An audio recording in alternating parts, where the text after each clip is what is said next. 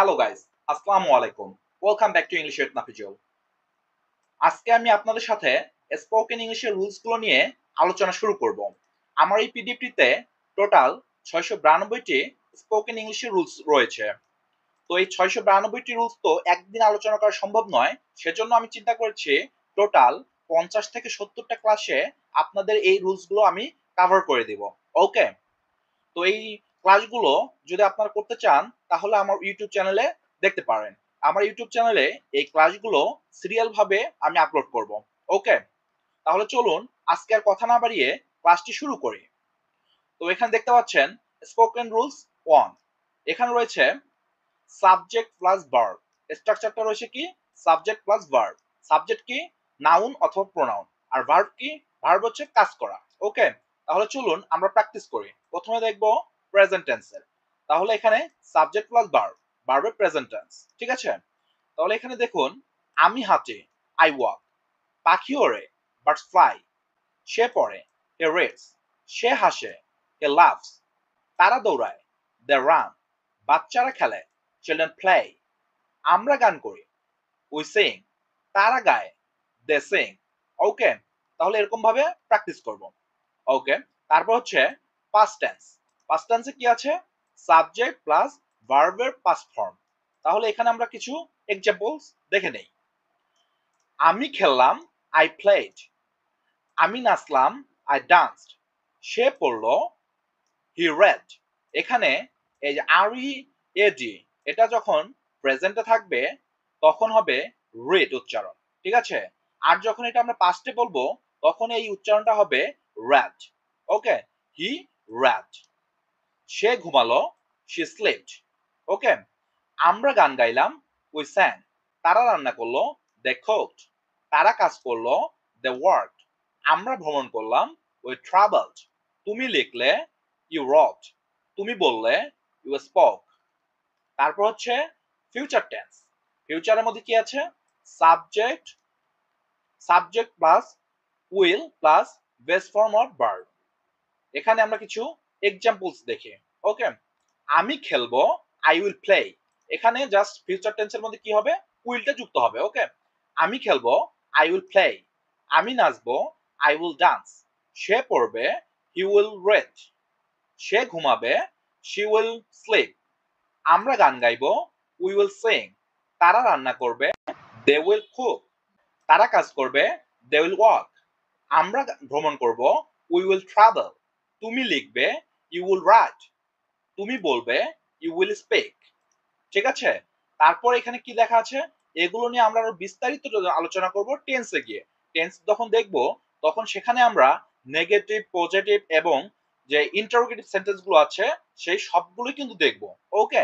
আর এখানে আমরা এই রুলস এর নিচে এখানে দেখুন কি লেখা আছে যে যেহেতু আমাদের সব রুলসে ভার্ব গুলো লাগবে সেহেতু কিছু কমন ভার্বের 4টা ফর্ম এখানে লিখে দেওয়া আছে।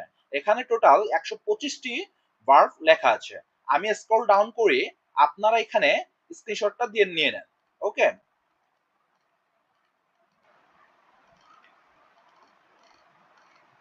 তো আপনারা স্ক্রিনশট গুলো দিয়ে রেখে দেন। ওকে? এখন আমরা চলে আসলাম স্পোকেন রুলস 2 তে। ওকে? তো আমরা স্ট্রাকচারটা দেখে নেই। এখানে আছে subject plus verb plus object. তো আগে দেখলাম সাবজেক্ট প্লাস ভার্ব। এখানে এক্সট্রা হবে কি আছে? অবজেক্ট। ঠিক আছে? তো আমরা সাবজেক্ট চিনি, নাউন অথবা কি প্রোনাউন। ভার্ব কি? ভার্ব হচ্ছে কাজ করা বোঝায়। ওকে? তারপরে হচ্ছে কি অবজেক্টটা? অবজেক্ট হচ্ছে সেইটা জিনিস যেটা ভার্বকে যদি আমরা কি বা কাকে দ্বারা কোশ্চেন করি তখন যে উত্তরটা পাওয়া যায় সেটাই হচ্ছে অবজেক্ট। ওকে? এই যে যেমন যেমন দেখেন এখানে আমি বই পড়ি। তাহলে আমি যদি কোশ্চেন করি আমি কি পড়ি?